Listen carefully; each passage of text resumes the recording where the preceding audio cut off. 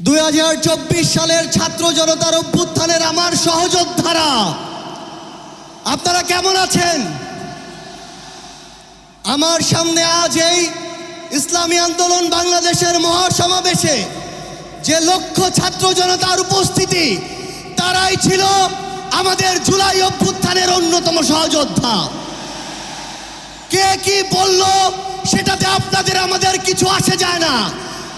আমরা যতক্ষণ জুলাই অভ্যুত্থানের ওই স্পিরিটে নিজেদের বুকে ধারণ করে শহীদের যে আত্মত্যাগ, জুলাইয়ের যোদ্ধাদের যে রক্ত দেওয়া, সেগুলোকে আমরা যতক্ষণ ধারণ করে সামনের দিকে এগিয়ে চলবো, ততক্ষণ কারো প্রপাগান্ডা আমাদের কিছু আসে যায় না।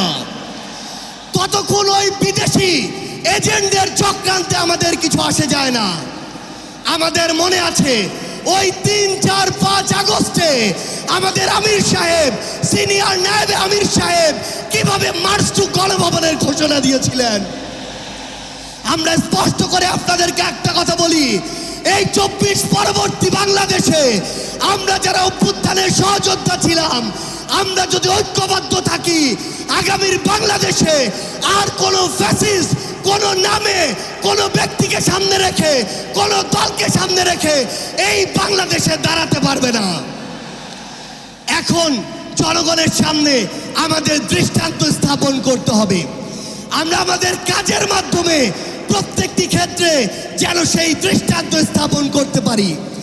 আজকে যখন আমি আসছিলাম, রাস্তার আশেপাশের প্রত্যেকটি মোড়ে আমার ইসলামী আন্দোলন বাংলাদেশের সহযোদ্ধারা ট্রাফিকিং এর কাজ করছে। এটাই হচ্ছে দৃষ্টান্ত যে আমরা কাজ করব, আমাদের রাজনৈতিক সমাবেশ করব, একই সাথে জনগণের যেন দুর্ভোগ না হয় সেটাও আমাদের মাথায় থাকবে। আমরা এর আগেও দেখেছি এই মাঠে প্রোগ্রাম হয়েছে, প্রোগ্রাম শেষ করে মাঠের প্রত্যেকটি ময়লাকে পরিষ্কার করা হয়েছে। এটাই হচ্ছে আগামীর বাংলাদেশের দৃষ্টান্ত যে আমাদের যারা সাময়িক যদি কোনো সমস্যা হয়, আমরা আবার ঐক্যবদ্ধভাবে সেই সমস্যার সমাধান করব। একটা জিনিস মনে রাখতে হবে, এই অভ্যুত্থানে আপনারা যখন ঢাকার গুরুত্বপূর্ণ পয়েন্টগুলো থেকে শুরু করে দেশের বিভিন্ন রণক্ষেত্রে অংশগ্রহণ করেছেন, আপনাদেরকে পাঞ্জাবি পায়জামার টুপি দেখে টার্গেট কিলিং করা হয়েছে। আমার মাদ্রাসার অসংখ্য ভাই এই টার্গেট কিলিং এর শিকার হয়েছেন।